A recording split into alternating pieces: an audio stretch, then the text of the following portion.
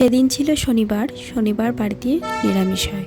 নিরামিষের দিন আলুর দম, বেগুন পোড়া আর সবার জন্য রুটি বানিয়েছিলাম। হ্যালো এভরিওয়ান, আমার একটি ছোট্ট ভিডিওতে সবাইকে ওয়েলকাম। আজকে হচ্ছে নিরামিষ শনিবার, তো সেই কারণে ধনেপাতা দিয়ে আলুর দম বানাবো। তো চলুন ধনেপাতাগুলো আগে ভালো করে কুচিয়ে নিই। ধনেপাতাগুলো এবারে খুব ফ্রেশ এসছিল বাজারে, তো দেখা মাত্রই আমরা নিয়েছিলাম। লঙ্কাগুলোও খুব ভালো ছিল।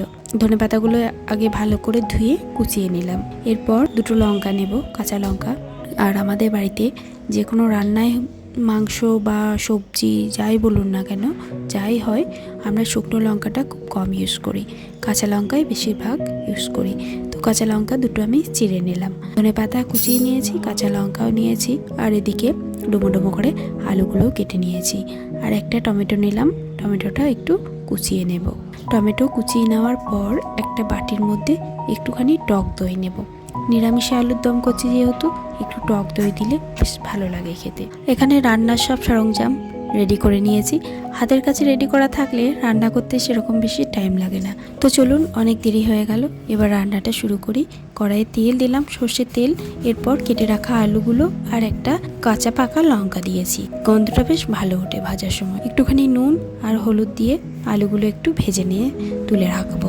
এবার ওই তেলের মধ্যেই কিছুটা মৌরি ফোড়ন দেব, আর কিছুটা আদা জিরে বাটা, টমেটো কুচিটা দিয়ে দেবো, আর একটা চেরা লঙ্কা দিয়ে একটু ভেজে নেব টমেটোটা একটু গলে আসলে দিয়ে দেবো ধনেপাতা কুচিটা, আর যে একটা কাঁচা লঙ্কা চেরা ছিল ওটা, আর সামান্য পরিমাণে একটু চিনি দিয়ে ভালো করে কষিয়ে নেব। এরপর দিয়ে দেবো একটুখানি নুন, হলুদের গুঁড়ো, জিরের গুঁড়ো, ধনের গুঁড়ো, আর আমার মা পাঁচমিশালি মশলা দিয়েছিল, ওই মশলাটা দিয়ে আবারও ভালো করে কষিয়ে নেব।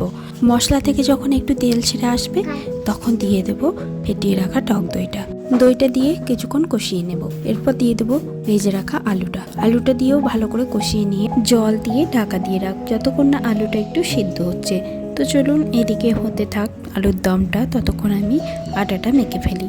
আমরা সবাই মিলে রুটি খাবো যেহেতু, সেই জন্য একটা ছোট্ট ডিশে আমি 3 ডিশ আটা নিলাম, আর পরিমাণ মতো নুন আর একটু সাদা তেল। এবার উষ্ণ গরম জল দিয়ে ভালো করে মেখে নেব আটাটা।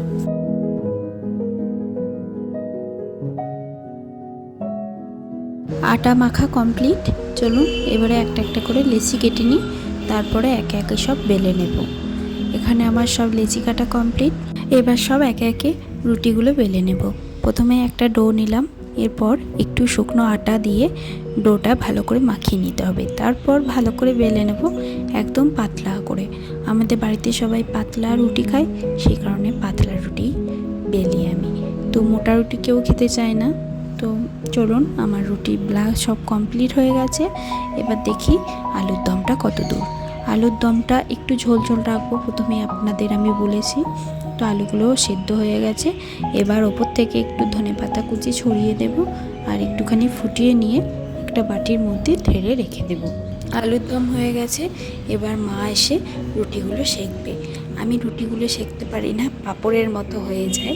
আমি রুটি বেলে দিই, মেখে দিই, কিন্তু সেঁকতে পারি না। তো মা সেঁকে দেয়। এই যে মা এখন এসছে রুটিগুলো সেঁকতে। তো সব রুটিগুলো এইভাবে ডুমো ডুমো হয়ে ফুলেছিল।